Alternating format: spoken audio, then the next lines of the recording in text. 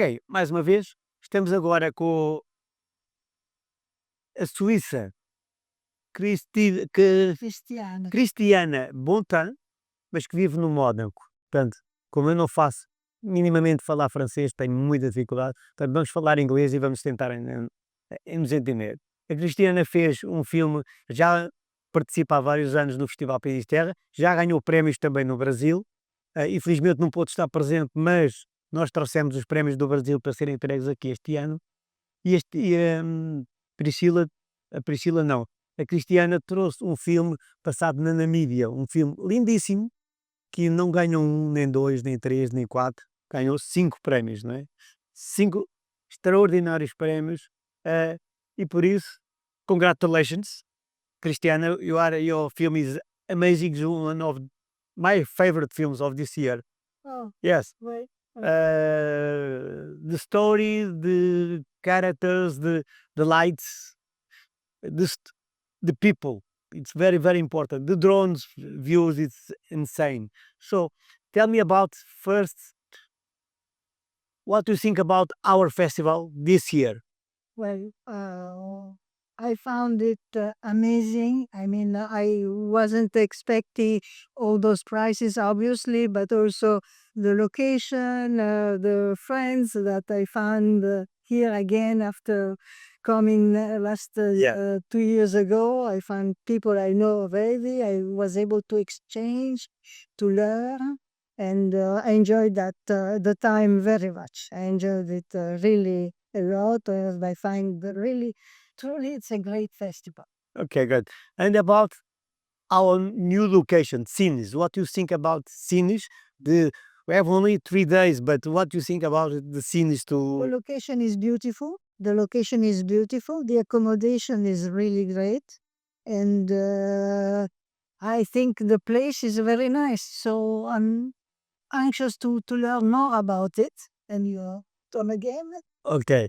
Nós já tivemos, pedimos autorização e iremos passar-vos também logo após esta entrevista, porque o filme é relativamente curto, portanto dá perfeitamente para a gente poder mostrar, e iremos mostrar o filme. Before we say goodbye, I ask you one question for you. New projects for next festival, you have it? Well, I have a project underway, but it's not going to be ready for the next festival. I think for... And for Brazil or no? In September? No, no, I don't think so. Okay. It will be the year after. Okay, but if possible, without film or with film, you can go to Brazil. I'd love to come to You Brazil. want to show our beauties, that beauty of nature and people and the Indian guys and the beaches, as you can see it, our exposition by photo. So Yes, it was and also inspired. for the video we have seen about it. Yeah. And yes, I'd love to come. Okay, thank you so much, and one more time, congratulations. It's a big pleasure to have you in my festival. Thank you very much.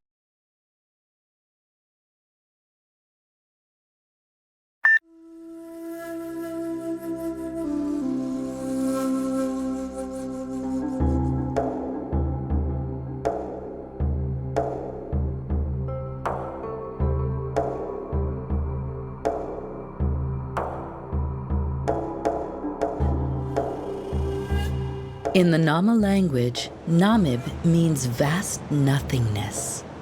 This land of nothingness is a desert, a barren landscape where golden dunes meet the Atlantic Ocean along Africa's southwestern coast. A desert so vast and ancient that it gave its name to an entire country, Namibia.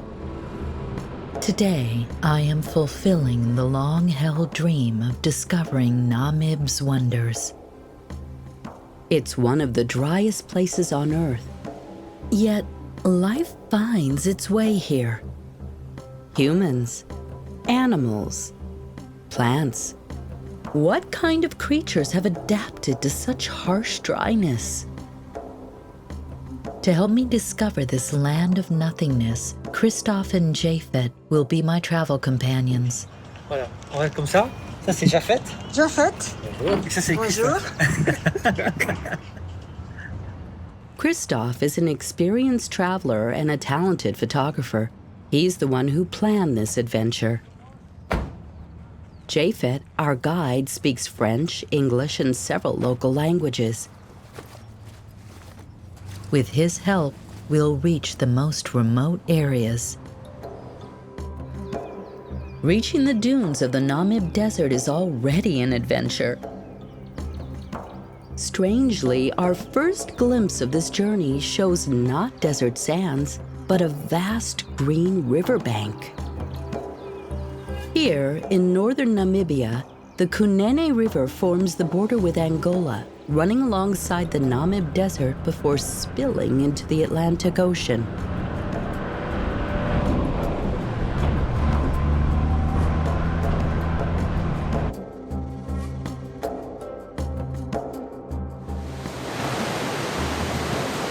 Over time, its waters have shaped the spectacular Epupa Falls.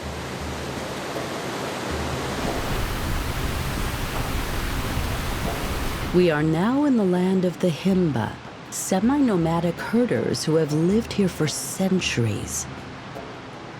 Deeply rooted in their traditions, many Himba oppose the construction of a dam at Epupa Falls, which would have submerged their ancestral graves.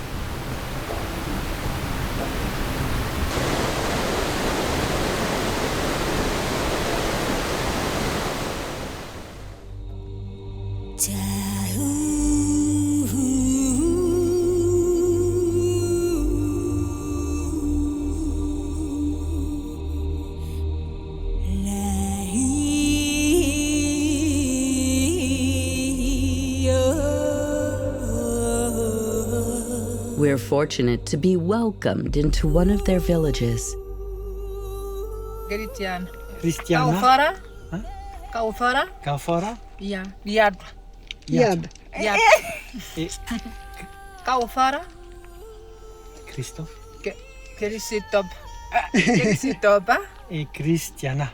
Kerisitop. Cristiana. Cristiana. Christian.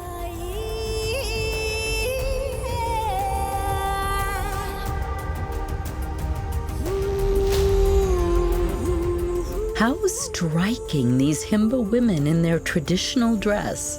Their skin gleams with a deep red hue of the same color as their land. They cover themselves in a mixture of ochre and fat, part protection, part beauty, part status symbol.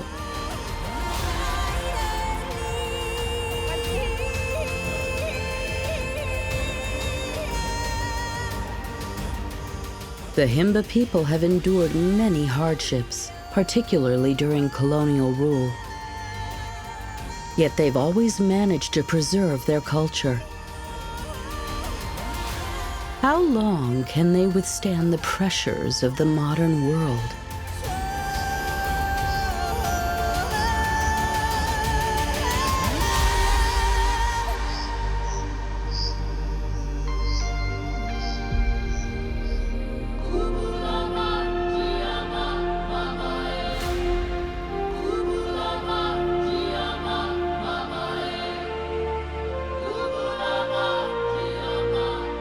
Beyond the Kunene River stretches a vast semi-desert region which we'll cross to reach the Namib Desert.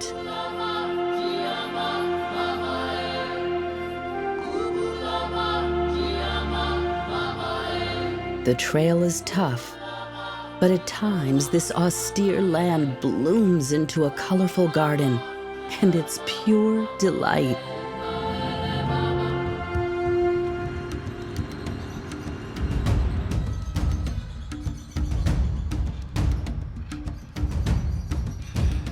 Rain is rare here.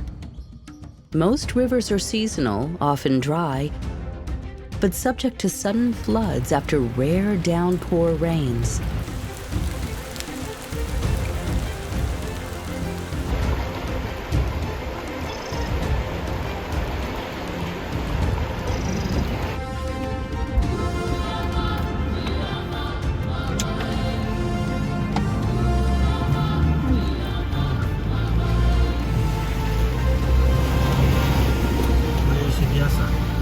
Parfait, bravo.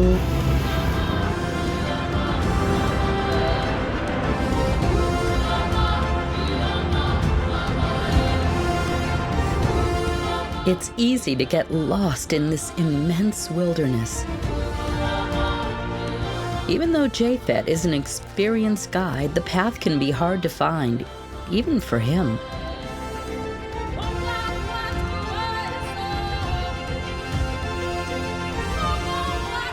Fortunately, smiling Himba children come to our rescue.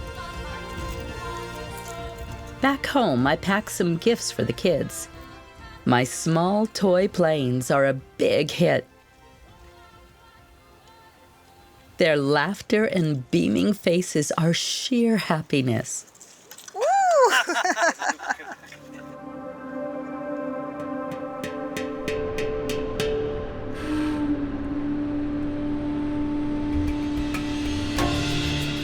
We travel for days without meeting a soul.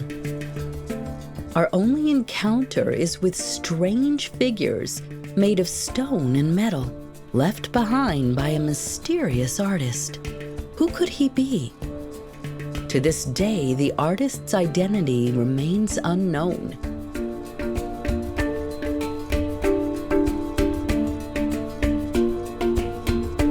Japhet explains that the Namib is crossed by several transverse valleys carved by seasonal rivers. The Hoanib River is crucial for the region's wildlife.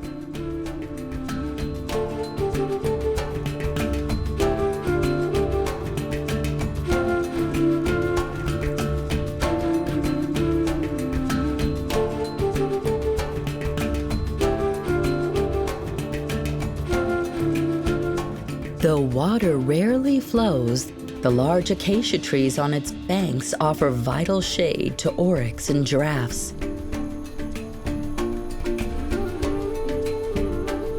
And then we spot what we've been hoping for: the desert elephants.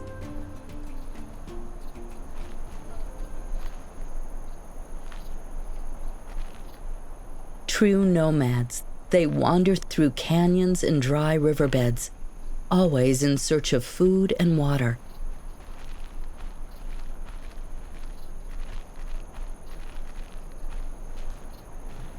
Their unfailing instinct guides them to hidden water sources, even deep underground.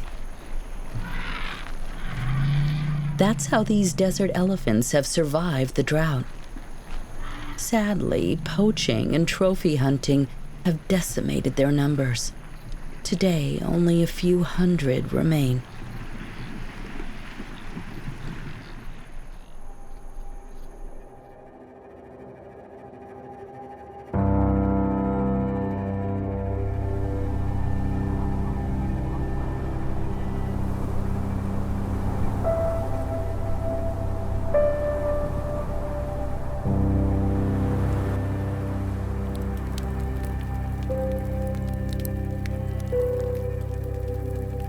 The silence of the night, broken only by the crackling campfire and the vast sky full of stars, bring an unparalleled sense of peace.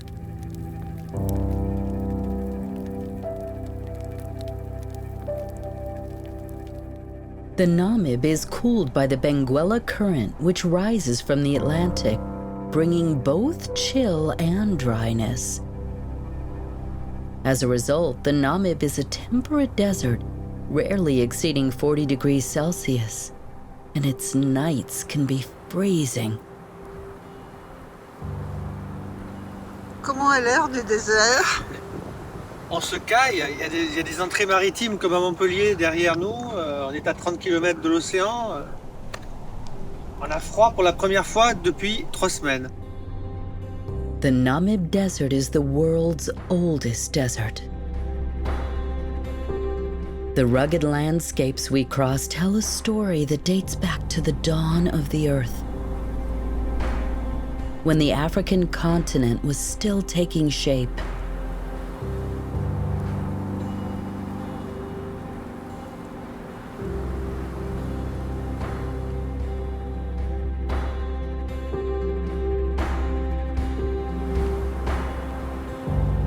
On the edge of the Namib stands like a granite beacon towering over the desert, the striking Spitzkoppe.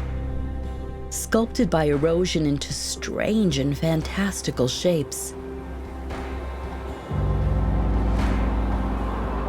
These majestic landscapes, far removed from modern life, offer a profound sense of peace and freedom. It feels like being on another planet. Truly magnificent.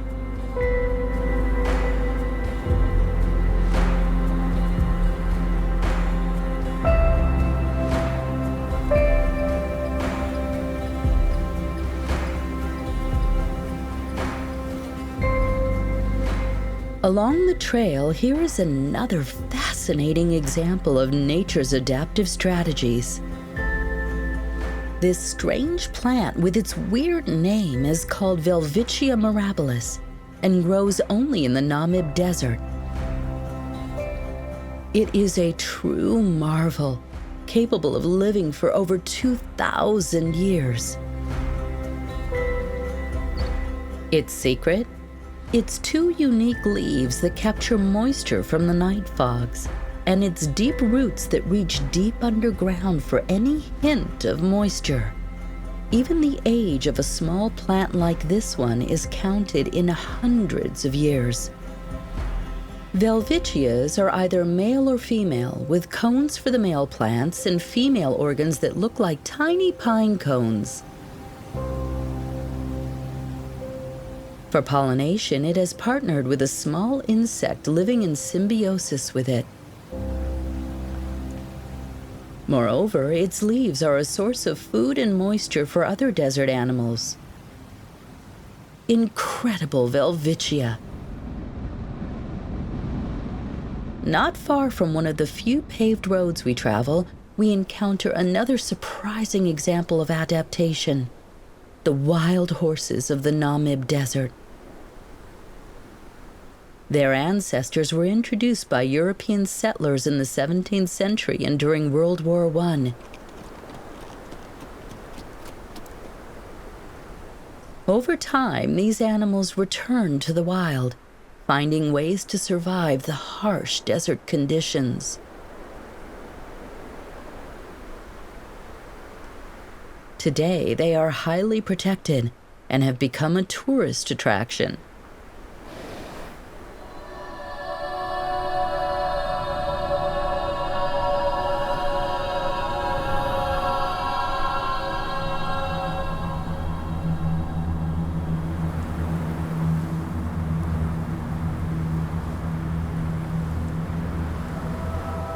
What an overwhelming feeling to finally behold the Namib Erg. Its beauty moves my heart deeply. It is the winds that shape this ocean of dunes, stretching as far as the eye can see.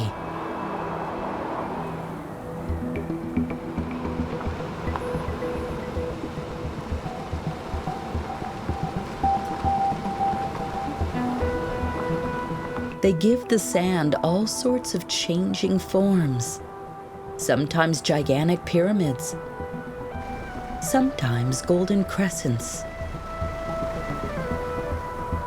sometimes stars.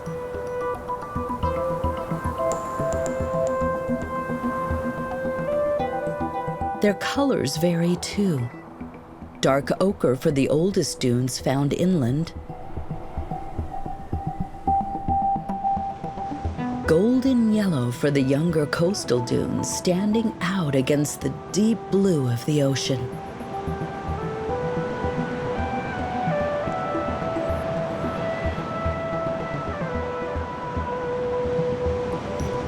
The mists crown the dunes at night when cold air from the Benguela Current meets the warm desert air.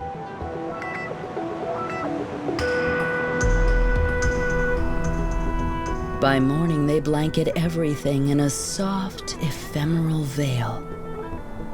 For nearly 300 days a year, the Namib mists deliver the vital moisture that sustains life in this extraordinarily arid place. For life is indeed here, hidden in the dunes, with creatures capable of the most ingenious behaviors to survive. The Namib sand lizard performs a thermal dance, shifting from one foot to another to avoid the scorching sand. The gecko licks dew droplets from its snout, collecting moisture from the night mist. And the imposing oryx, with its unique metabolism, endures the searing desert heat like no other mammal.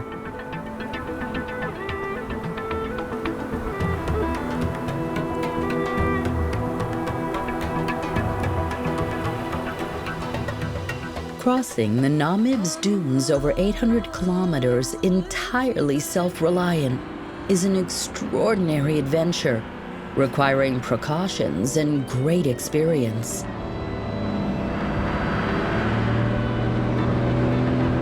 To take on this challenge, we join a convoy led by a team of skilled guides.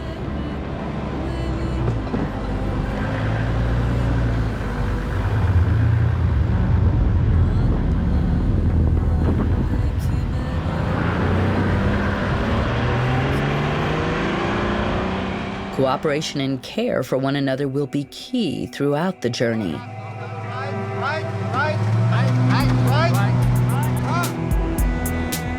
And adrenaline will be our constant companion. Allez, à tout à l'heure, j'espère.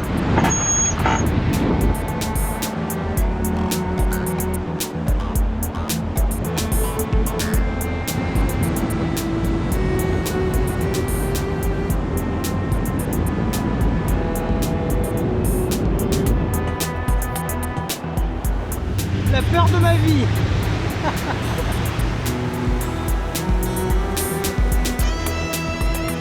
Countless human tragedies have unfolded along this coastline strewn with shipwrecks. This is the Skeleton Coast. Fogs, currents, hidden reefs, and sandbanks make these waters treacherous. These wrecks narrate the epic struggles of sailors who face death in these unforgiving waters.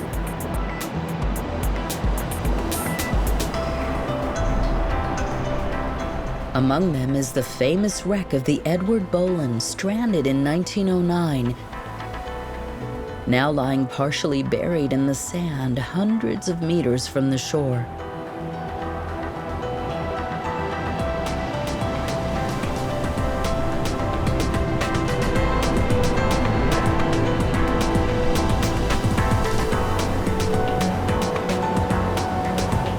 On land, other haunting relics speak of the diamond rush that began in 1908, when a diamond was discovered nearby. Thousands of prospectors flooded the area hoping to find the precious gems. How did they survive in such an unforgiving desert? Despite the odds, a prosperous town was built, Kolmanskap. It had luxurious homes, schools, even a hospital with modern equipment. But the diamond fever faded as quickly as it had risen. Today, Kolmanskap is a ghost town, slowly being reclaimed by the sands. Life, uncaring about human tragedies, flourishes exuberantly along this coast. Colonies of tens of thousands of seals gather here to feast on the rich coastal waters, teeming with fish.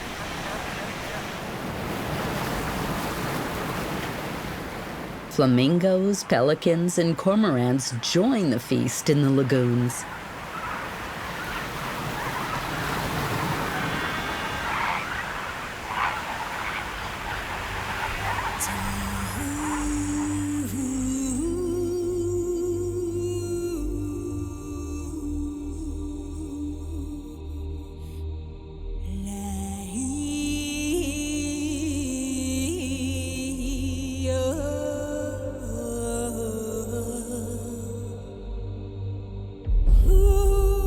Mists are the main source of moisture in the Namib Desert. Despite the near total absence of rain, hundreds of species have developed ingenious ways to capture this moisture in order to survive. Today, researchers from around the world study how Namib's creatures survive in such harsh conditions, hoping to learn from their remarkable adaptations. Who knows? These lessons may one day help mankind better address the growing scarcity of fresh water due to climate change.